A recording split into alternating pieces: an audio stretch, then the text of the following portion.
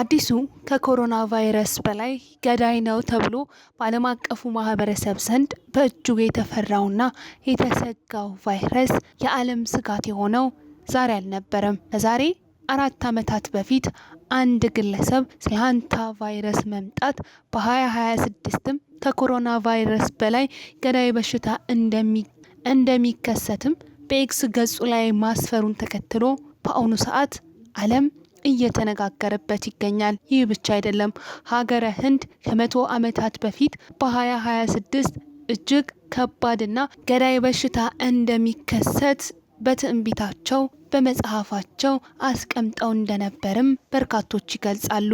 ባባ ቫንጋም ስለ ጉዳዩ ዝምታን አልወደደችም። በተለያዩ ትንቢቶቿ የምትታወቀው ይቺ እንስት በ2026 ይከሰታል ብላ ጥቁምትን ከሰጠችው እንደ ትንቢትም ካስቀመጠቻቸው መልእክቶቿ መካከልም ሃንታ ቫይረስ አንዱ ነው። ሰላም ጤና ይስጥልን ውድ ጊዜ ቲዩብ ቤተሰቦቻችን እንደምሰነበታችሁ፣ እንዴት ቆያችሁልን? ሰላም እግዚአብሔር ከእናንተ ጋር ይሁን። በዛሬው ዝግጅታችን ዓለምን በእጅጉ እያስጨነቀ ያለው ከኮሮና በላይ ገዳይ ነው ስለተባለለት የሃንታ ቫይረስ በሽታና እንዲሁም ከዚህ ቀደም ይህ ቫይረስ ይከሰታል በማለት በርካቶች ያስቀመጧቸውን ትንቢቶችና መላምቶቻቸውን ልናስቃኛችሁ ወደድን። እውነት እነዚህ ትንቢቶች እውነተኛ ናቸው? እነዚህ ግለሰቦች ስለዚህ ቫይረስ እንዴት ሊያውቁ ቻሉ? እስከ ዝግጅታችን ፍጻሜ ድረስ አብራችሁን ከቆያችሁ ለዚህ ጥያቄያችሁ መልስን ታገኛላችሁ።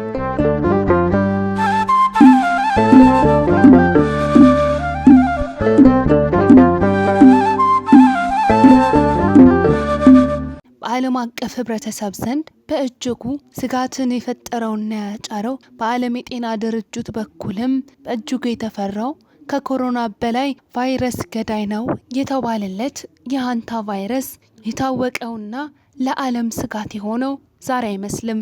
በአትላንቲክ ውቅያኖስ የቱሪስት መርከብ ላይ ተከሰተው ይህ ቫይረስ ስርጭቱንም ተከትሎ ከሶሻል ሚዲያው ማህበረሰብ ዘንድ በተጨማሪም ቫይረሱን አስቀድመው ተንብየዋል ተብለው ልክ እንደ ትንቢት እየተቆጠሩ ያሉ ግለሰቦችም በአሁኑ ሰዓት በዓለም አቀፍ ደረጃ እጅግ መነጋገሪያም እየሆኑ መጥተዋል። ለመሆኑ እነዚህ ግለሰቦችና ተቋማት እነማን ይሆኑ?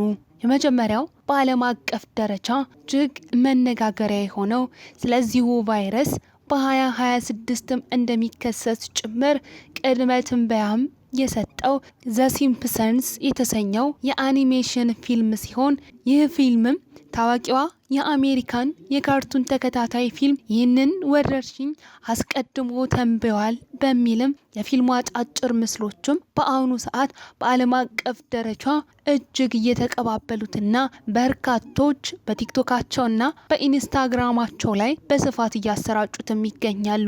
እንደ አውሮፓውያን አቆጣጠር በ2012 በተለቀቀው ክፍል ላይም ባርት የተባለው ገጸ ባህሪ ቤተሰቡን ይዞ በቅንጦት የቱሪስት መርከብ ላይ በተሳፈረበት ወቅትም መርከቧ ላይ ያለው ደስታ እንዳያልቅበት በመፈለግ መሬት ላይ አደገኛ ወረርሽኝ ተከስቷል የሚል የውሸት ወሬ በመንዛት በመርከቧ ውቅያኖስ ላይ እንድትቀርም ያደርጋል። የእውነት ማረጋገጫን የሚፈልጉ አካላትም ይህንን ፊልም ከተመለከቱ በኋላ ይህ በፍጹም ከአሁኑ ቫይረስ ጋር ሊገናኝ አይችልም፣ ምክንያቱም በወቅቱ ተነስቷል በማለት በፊልሙ ላይ ጥቁምትን የሰጡን ፓንዶራ ቫይረስ ስለተባለው ነው እንጂ ሃንታ ቫይረስ አይደለም። ሆኖም መርከብ ላይ መከሰቱ አሁን ካለው የኤምቪ ሆኖም መርከብ ላይ መከሰቱ ግን ለአሁኑ ቫይረስ ጥቁምትን የሚሰጥ ነው፣ እንደ ትንቢትም እንድንቆጥረው ያደርገናል የሚሉም በርካቶች ናቸው። ከዚህም ባሻገር ደግሞ ታዋቂዋ ባባ ቫንጋ ወይንም ደግሞ የቡልጋሪያዋ ጠንቋይ ትንቢትም በአሁኑ ሰዓት የተነሳውን በአሁኑ ሰዓት የተከሰተውን የሃንታ ቫይረስ ወረርሽኝንም ቅድመ ትንበያ ሰጥታ እንደነበረም በርካቶች እየተናገሩ ይገኛሉ። ይህ የባባ ቫንጋ ትንቢትም በበርካቶች ዘንድ ትልቅ ተቀባይነትንም እያገኘ ይገኛል። በቅርብ ቀናት የወጡ መረጃዎችም እንደሚጠቁሙት ከሆነ ቡልጋሪያዊቷ ታዋቂዋ አርጋቢ ባባ ቫንጋ በ2026 የሃንታ ቫይረስ ወረርሽኝ ይከሰታል ብላ ተንብያለች የሚሉ በርካታ ሀሳቦችም ከተከታዮቿ እየተሰነዘሩ ይገኛሉ። ይህ 100% በመቶ የሐሰት መረጃ ነው የሚሉም በርካቶች ናቸው። ታሪካውያንና ተመራማሪዎችም እንዳረጋገጡት ከሆነ ባባ ቫንጋ ስለ ወደፊቱ ጊዜ ከተናገረቻቸው አጠቃላይ ነገሮች ውስጥ ሃንታ ቫይረስ የሚል ስም በየትኛውም መዝገብ ላይ በግልጽ አልተቀመጠም።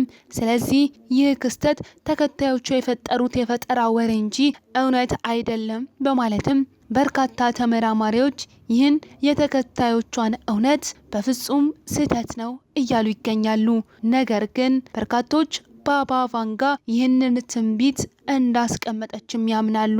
ሌላኛው መልእክት ብቻ ሳይሆን ማስጠንቀቂያ ጭምር የሰጠው የዓለማችን ባለሀብት ቢል ጌትስ ነው።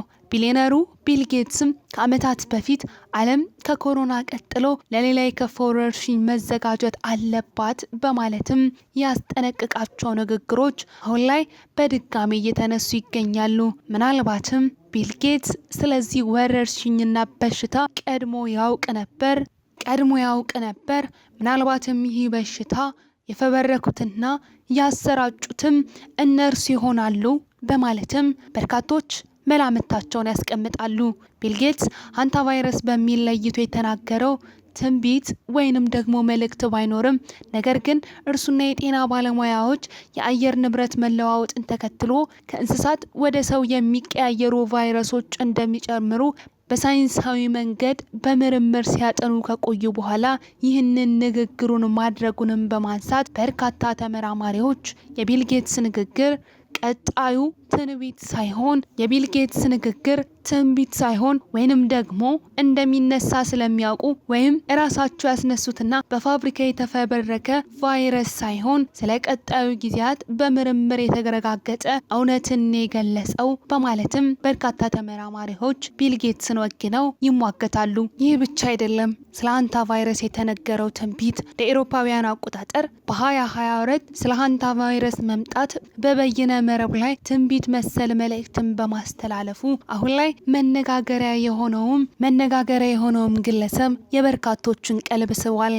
ስም አልባ የኤክስ ገጽ ወይንም ደግሞ ኤክስ የቀድሞው ትዊተር አካውንት ተጠቃሚ ነው የተባለ ይህ ግለሰብ ስለ ሃንታ ቫይረስ በትክክል በ2026 እንደሚከሰት ትንቢት መሰል መልእክት ማስቀመጡ በርካቶችን አወዛግቧል። ግለሰቡ መልእክቱን የለጠፈው ለአውሮፓውያን አቆጣጠር ጁላይ 11 2022 የነበረ ሲሆን የመልእክቱ ይዘትም በትዊተር ገጹ ላይ በ2023 ኮሮና ያበቃል፣ በ2026 ደግሞ ሃንታ ቫይረስ ይጀምራል ሲልም 2023 ኮሮና ኢንድ 2026 ሃንታ ቫይረስ በማለትም ያሰፈረው መልእክቱ የዓለም አቀፍ ህብረተሰብ ቀልብን ስቧል። ይህ በአሁኑ ሰዓት መነጋገሪያ የሆነበትን ምክንያት ለአውሮፓውያን አቆጣጠር በሜ 26 በአትላንቲክ ውቅያኖስ የተከሰተውን የሃንታ ቫይረስ ወረርሽኝ በሽታ ተከትሎ መሆኑን በርካቶች እየገለጹ ነው። የዓለም የጤና ድርጅትን በእጅጉ ያሰጋው ይህ የሃንታ ቫይረስ በሽታ ቅድመ ትንበያዎች ወይንም ደግሞ ትንቢት መሰል መልእክቶች በበርካታ ግለሰቦች ጥቁምትን መሰጠታቸው ምናልባትም ምስጢራዊ በሆነ መንገድ የተፈበረከ ቫይረስ ወይንም ገዳይ ወረርሽኝ ሊሆን ይችላል የሚሉ ስጋቶችንም በርካቶች እንዲያስቀምጡ ምክንያትም ሆኗቸዋል። ህንዶችም ይቀጥላሉ። ስለዚህ አደገኛ ቫይረስ ያላቸውን እውነትና መረጃ አጠናቅረው የባቪሺያ ማሊካ ጥንታዊ የህንድ ትንቢትም ይህ በመቶዎች ከሚቆጠሩ ዓመታት በፊት በህንድ የተጻፈ ጥንታዊ ትንቢታዊ መጽሐፍ ሲሆን በአሁኑ ወቅትም በማህበራዊ ሚዲያ ላይ እጅግ ከፍተኛ መነጋገሪያ ሆኗል።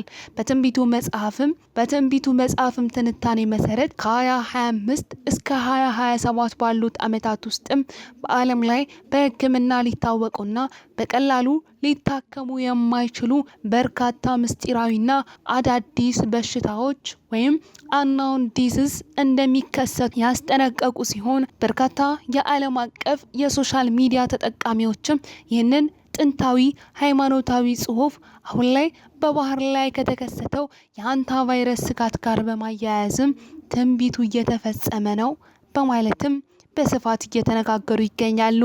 ይህ ብቻ አይደለም ስጋታቸው። በ2027ም ይከሰታል የተባለ ሌላ አዲስ ቫይረስ መኖሩም ለበርካቶች ትልቅ ስጋትም ሆኗል።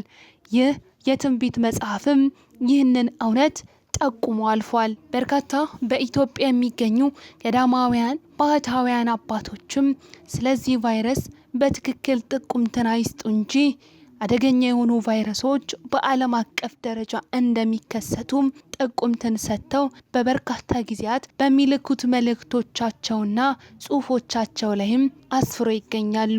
እነዚህ መልእክቶችም ገዳማውያን አባቶች በተለያዩ ጊዜያት ስለሚመጡ ወረርሽኞችና ዓለም አቀፍ ቀውሶችም ያስተላለፏቸውና አማኞችም ወይንም ደግሞ ይህንንም የሚቀበሉ ምእመናን አሁን ካለው ሁኔታ ጋር የሚያያይዟቸው ዋና ዋና መንፈሳዊ መልእክቶችም ናቸው ተብለውም ይወሰዳሉ።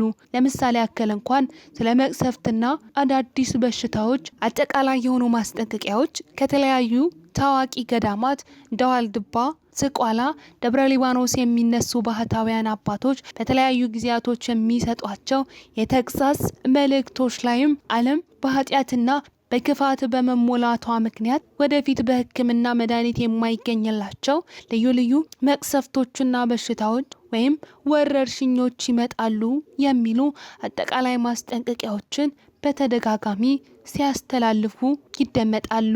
የንስሐና የጸሎትንም ጥሪ እነዚህ ባህታውያን አባቶችም ለዓለም አቀፉ ህብረተሰብም ያስተላልፋሉ። ይሁንና ይህ ከገዳማውያን አባቶች የተላከ መልእክት ነው በመባልም የሚላኩ መልእክቶች ማንኛውም አይነት ወረርሽኝ ወይንም ደግሞ መቅሰፍት መሰል በዓለም ላይ ሲሰማና ሲከሰት ህዝቡ ሊደነግጥና እንዲፈራ ሳይሆን በጾምና በጸሎት ወደ ፈጣሪ ሊመለስ ንስሐ ሊገባ እንደሚገባ ምክርንና ጥቁምትን ለመስጠት እንጂ እውነትም በትክክል ትንቢት ተናግረው እንዳልሆነ ልንገነዘብ ይገባል።